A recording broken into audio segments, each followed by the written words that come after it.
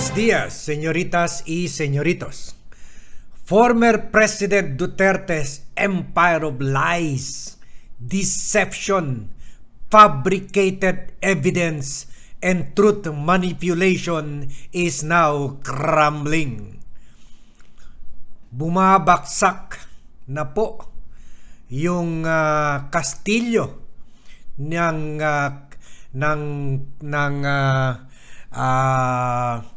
pagsisinungaling, pagmamanipulasyon at fake news ng Duterte administration.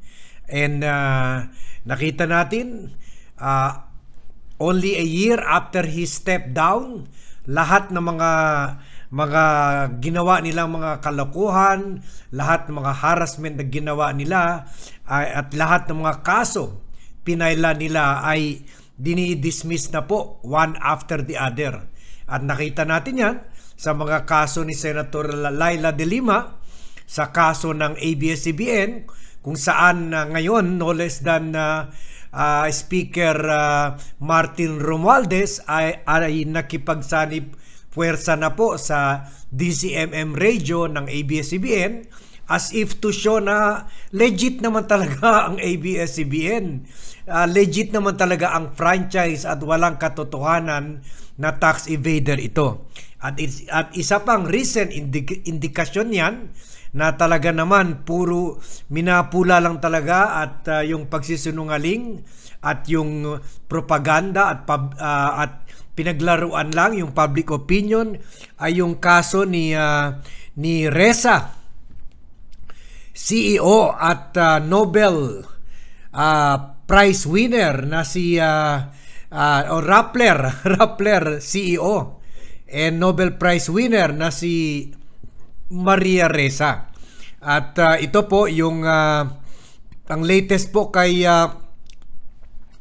sa ordeal or long time, almost more than 6-year-old ordeal ni Maria Ressa, lalo na yung sa kaso niya sa multiple cases of libel, attempt ng Duterte government to close down Rappler, at yung pinakamasakit po dahil iba po ang tingin ng mga tao, lalo na yung mga trolls, parati nila nire-raise ito, ay yung kaso po ng tax evasion na kung saan the Duterte boys tried to paint a picture na si Maria Ressa ng Rappler at ang Rappler Holdings Corporation ay mga tax evader. So, pero po, just this week, sinabi ng Pasig City Regional Trial Court, Branch 157, under presiding Judge Ana Teresa T. Cornejo, Tomacruz, na wala daw po basis to accuse Rappler and Maria Ressa of evading the payment of taxes. Ang decision po came down only at 8 months after the Court of Tax Appeals, another court po ito mas higher court ito, acquitted rin si Maria Ressa of 4 counts of tax evasion. So nakita nyo talaga gaano na manipulate tayo ng Duterte administration at Duterte boys, na simply because inatake nila ang Rappler, inatake nila yung dati kong newspaper na Inquirer, inatake nila yung ABS-CBN just because kinikriticize siya ng mga media outlets na ito. At ngayon lumalabas na nga na totoo lahat ng mga criticism, kasama na yung ng 44 billion Parmali scam, the 2.4 billion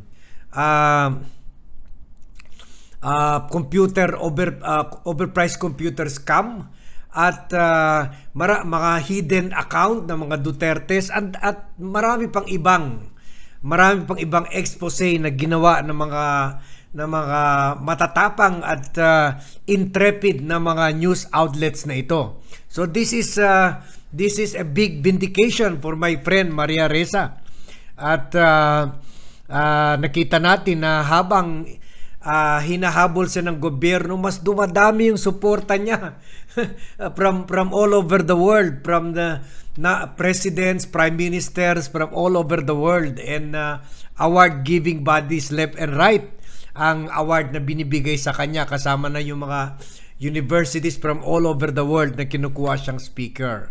So in reacting to this, naglabas ng to this ruling of acquittal kay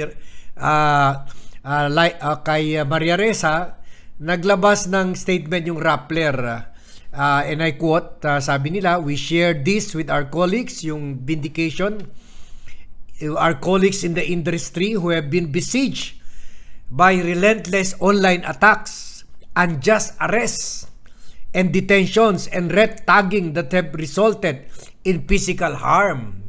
Tama po nila ito. Sama-sama po kami dito, kasama ni si Vlogcaster, na ganun rin, na araw-araw, minuto, binabanata ng mga trolls. So sabi ng Rappler, all the dismissed tax cases were based on the false and flimsy premise that when Rappler issued Philippine depository receipts in 2015, it was not raising capital but earning a taxable profit, which it supposedly willfully did not declare. We are pleased that the court saw through it. So sabi nila, nung nag-issue sila ng receipt, hindi yung parang ini-evade nila yung taxes. In fact, earnings nila yun. So buti na lang, nakita ng korte na parang pareho lang sa kaso ni De Lima na nag-imbento ng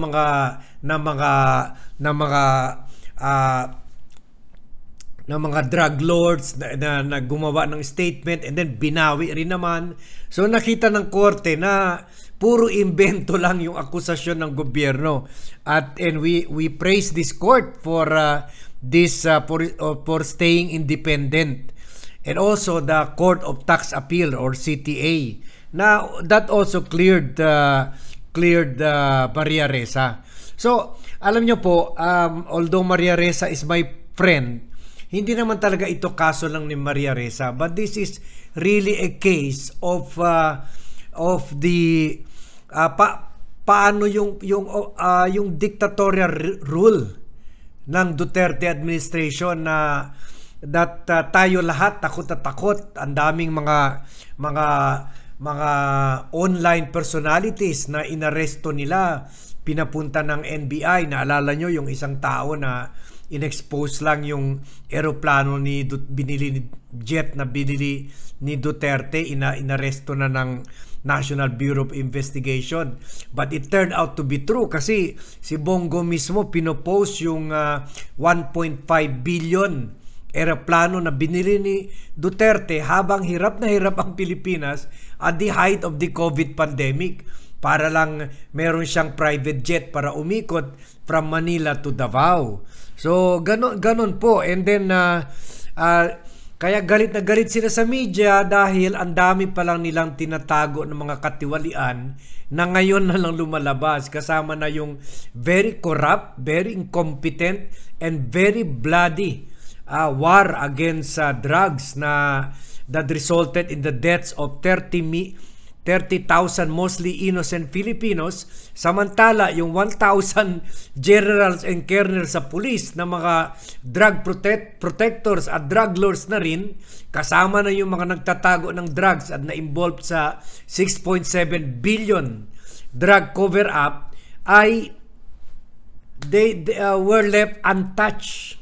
Hindi naman na nakasuhan, hindi naman na aresto, at hindi naman nakulong. Ngayon lang, sa time ni President Marcos, pina-resign sila sa pwesto. So nakikita nyo gaano kabayas. So the Duterte administration had so much to hide, so much lies to hide, so much manipulation, so much killings, so much stealing na ginawa ng mga Duterte boys, Kaya they were so angry at the media. Hinaharas ang media. So, ngayon at least lumalabas na yan. Lalo na sa including dito sa kaso ni De Lima, including dito sa kaso ni Maria Ressa. So, we congratulate Maria Ressa for this vindication and for this acquittal. So we hope there will be more acquittal sa mga tao hinaras ni President Duterte, and we hope and we will monitor na yung ginawa ni Duterte ay hindi gagawin ulit ni President Bongbong Marcos. We will be there to watch this unfolding issue. So please share this blog for people to know what kind of administration we had under the Duterte administration, and for us to learn from experience and not to vote for another Duterte who will seek the presidency or even the senatorial post in the coming elections. So please do that. Share this blog to friends and ask them to subscribe to the Blogcaster Armandin YouTube channel. Thank you for watching and see you in my next vlog.